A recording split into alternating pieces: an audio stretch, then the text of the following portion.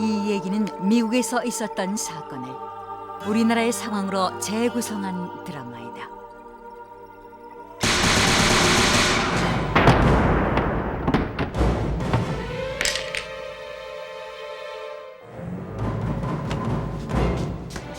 네가 그랬지 이거. 저가 안 네가 그랬지. 그랬어요. 저가 안 네가 그랬지. 그랬어요. 네가 그랬잖아. 저가 그러지 않아요.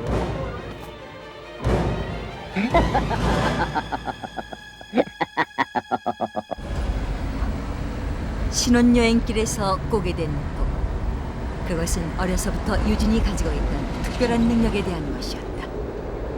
그러나 그녀는 그때까지도 그 능력을 인식하지 못하고 있었다. 그런 그녀가 자신의 능력을 깨닫게 된 것은 신혼여행지의 호텔에 도착하면서였다.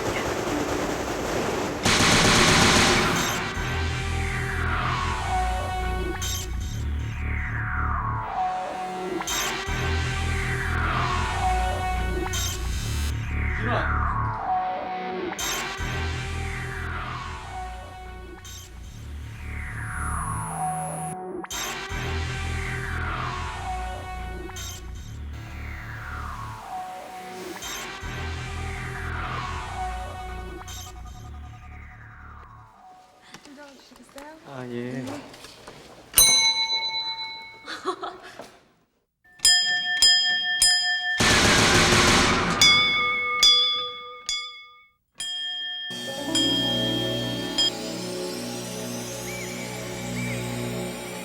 여기 있습니다.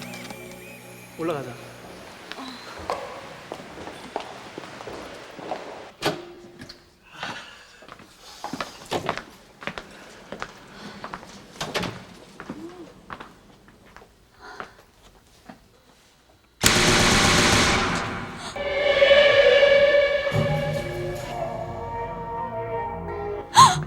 왜 그래? 아니에요. 자,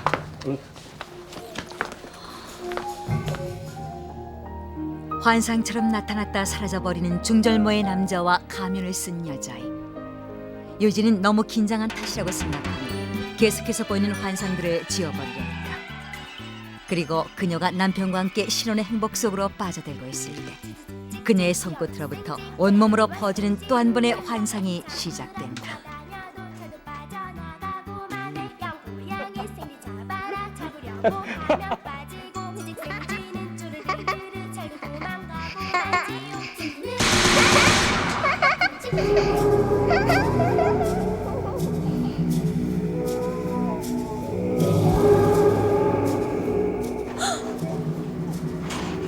유진아, 왜 그래?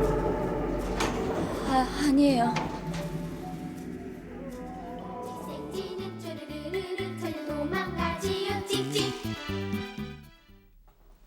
그리고 그날 밤이었다. 유진아, 아이고 사랑해. 샤워하고 올게요.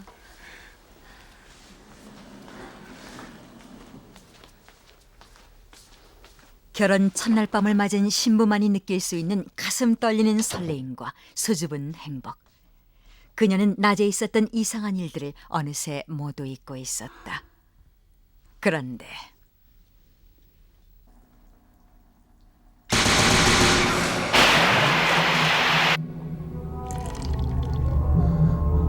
유진에게 떠오른 환상은 낮보다 훨씬 강렬해져 있었다. 그리고 아, 예, 예. 아, 그럼요. 저희들 잘 도착했습니다. 예, 걱정하지 마세요. 아! 장난치고 있어. 잠시만요. 장모님이요. 전화 받아. 여보세요? 엄마? 예, 잘 도착했어요. 예, 좋죠 그럼. 예.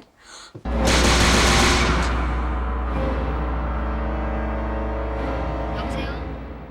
여보세요? 아, 네. 아니에요. 괜찮아요. 네. 네, 그럼 모레 뵐게요. 네.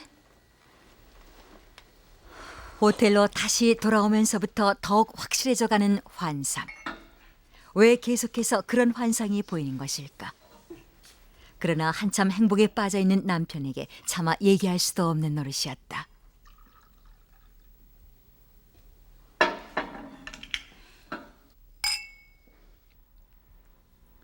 자신에게 일어나고 있는 이상한 일도 불안한 마음도 그녀는 애써 숨길 수밖에 없었다. 그런데 오늘 오후 5시쯤 북한산에서 하산 중이던 등산객이 여자의 시체가 된 여행용 가방을 발견해 인근 파출소에 신고했습니다. 경찰 조사에 따르면 시체로 발견된 여자아이는 은평구 응암동에 사는 수지양으로 밝혀졌는데 수지양은 5일 전인 지난 25일 유치원에 갔다가 그대로 행방불명됐습니다. 경찰은 수지양이 유괴된 뒤 살해된 것으로 보고 주변 탐문 수사를 강화하고 있으며 낯선 남자와 함께 가는 것을 봤다는 목격자의 증언에 따라 이 남자의 신원을 파악하는 데 수사력을 모으고 있습니다. 유진아, 왜 그래? 왜 그래? 어? 계속해서 환상 속에 보이던 아이. 놀랍게도 그 아이는 현실에도 존재했고 오늘 변사체로 발견된 것이었다.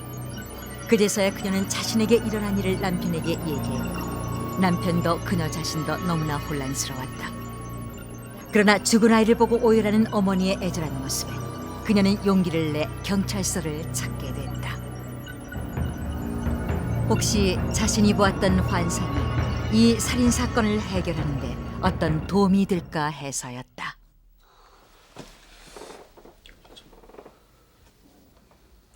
제자 말이 사실일까요? 글쎄, 두고 보면 알겠지.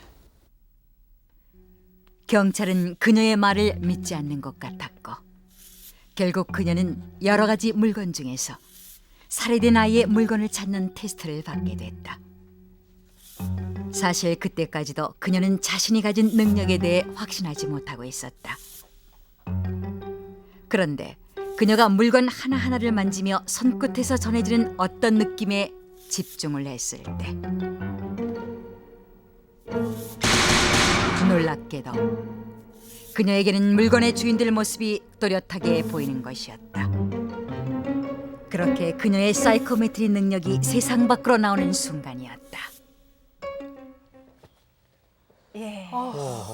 정말 신기하네요. 그러니까 그런데요. 물건을 이렇게 만져보고 어떤 게 살해당한 수지의 물건인지 아닌지를 맞춘 거잖아요. 그렇죠.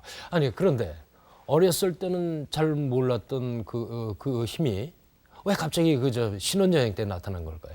그 사이코메트리의 특징이 그렇다고 합니다. 이 선과 악 중에서 특별히 이 악의를 더 민감하게 느낀다고 해요. 그러니까 그 호텔에서 아마도 아주 끔찍한 살인 사건이 있었기 때문에 더 강하게 느낀 것 같아요. 아 그러면은 그 예. 언뜻 나타났던 그 남자가 범인이었겠네요. 아, 글쎄요. 이 시청자 여러분들 중에서도 이 어떤 분들은 앞서 이야기를 잘 짜맞춰서 누가 범인이고 또 사건이 어떻게 해결이 될지 아마 이 모든 추리를 끝내놓고 계시는 분들이 계실 텐데 자 거기 한 가지 더 함정이 있습니다.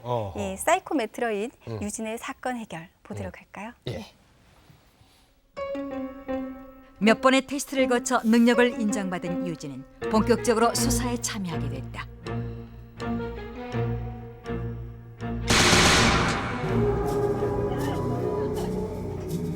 살해된 아이의 옷에는 그녀만이 읽을 수 있는 흔적이 남아 있었다. 그리고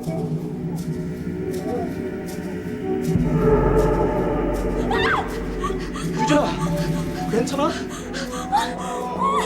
모두 알아냈습니까? 이봐요. 아무리 수사도 좋지만 이러다 사람 죽이겠어요.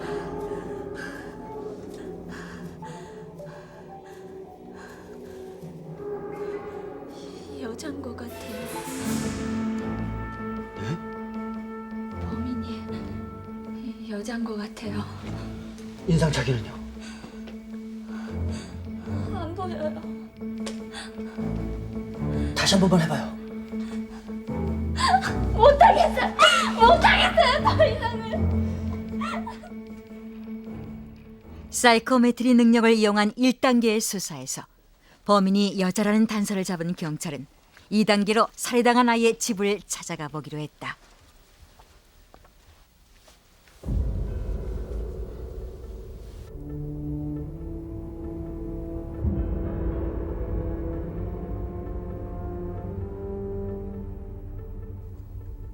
아이의 물건에는 아름답지만 다시는 돌아갈 수 없기에 너무도 슬프고 애절한 추억이 어려 있었다.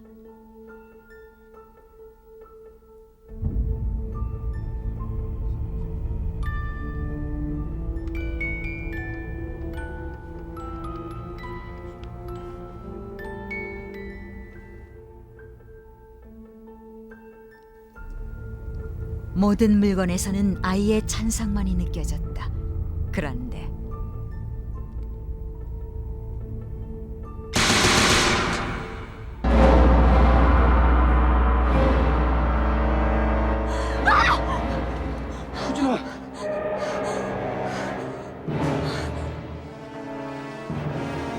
아이의 집에서 별다른 단서를 찾지 못한 유진과 경찰은 며칠 후 살해당한 아이의 주변에 있는 여자들을 대상으로 수사를 하게 됐다.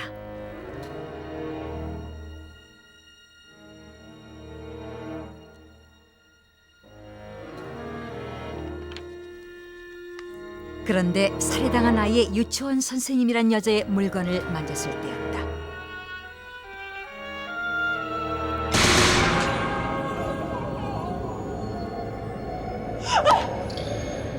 그것은 유치원에서 나눠줬다는 아이의 물건을 만졌을 때 보이던 환상과 똑같은 것이었다. 그리고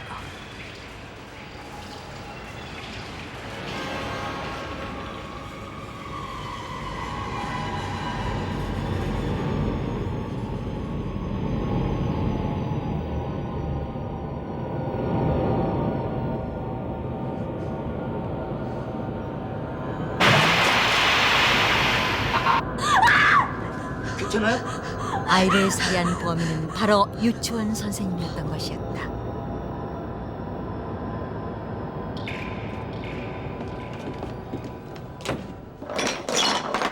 유진의 능력을 신뢰하고 있던 경찰은 일단 유치원 선생님의 집을 조사했고 거기에서 범행에 썼던 것으로 보이는 중절모와 옷이 발견됐다. 결국 유치원 선생님은 체포됐고 모든 범죄 사실을 자백했다.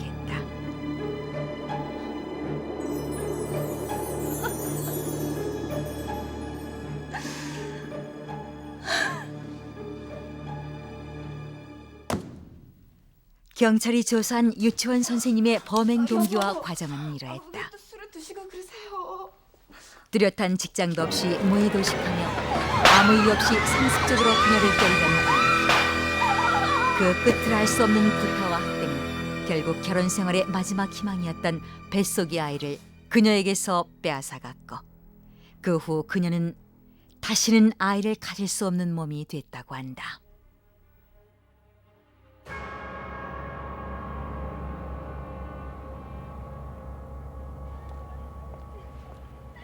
그래, 잘 가. 그래, 안녕. 이따 보자. 예쁜 아이를 가지고 싶다는 비뚤어진 욕망, 그리고 아이를 가진 부모들에 대한 알 수 없는 증오심. 결국 그녀는 유독 눈에 띄던 한 아이를 유기하기로 했던 것이다. 우선 그녀는 가면놀이를 하자는 말로 아이를 유혹해서 근처에 있던 유원지로 데리고 나갔다.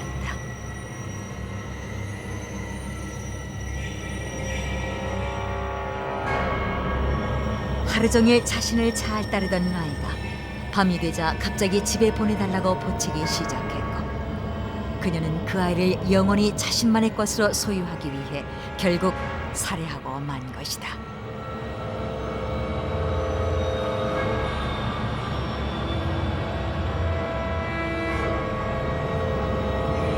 이렇게 해서 자칫 미궁으로 빠질 뻔했던 호텔 살인 사건, 사이코메트리 능력을 가진 수잔 패트리, 그러니까 극중 인물이었던 유진에 의해 쉽게 해결됐던 것이다.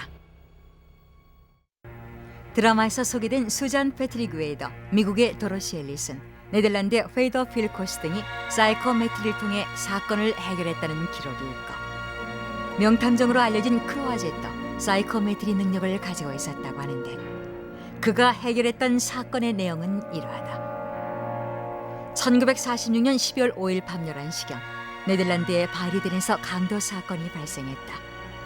사건 현장에는 범인이 떨어뜨리고 간 망치가 있었는데 크로아젯은 그 망치를 통해 범인이 누구인지 알아보는 시도를 했다. 망치를 잡고 온 신경을 집중한 크로아젯에게는 모든 것이 보였다. 크로아젯이 망치를 통해 알아낸 범인의 인상착의는 30대 남자로 키가 크고 검은 머리를 했으며 그의 왼쪽 귀가 기형이라는 것이었다.